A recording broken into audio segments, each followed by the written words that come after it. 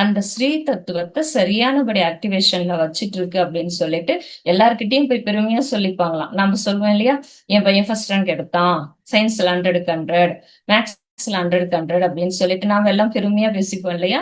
அது மாதிரி அவங்க வந்துட்டு என் பையன் தியானம் பண்றான், அவன் தன்னுடைய ஸ்ரீ தத்துவத்தை ஆக்டிவேட் பண்ணிக்கிறான் அப்படின்னு சொல்லிட்டு அவங்க அதை பெருமையா சொல்லிப்பாங்களாம் வந்துட்டு.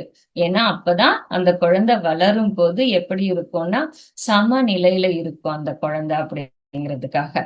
பையனை கூட அப்படிதான் அவங்க வளர்த்தாங்க. பையன் வந்துட்டு முழுக்க முழுக்க தன்னுடைய இன்னர் கனெக்டிவிட்டியோட இருக்கிற மாதிரி வளர்ப்பாங்களாம்.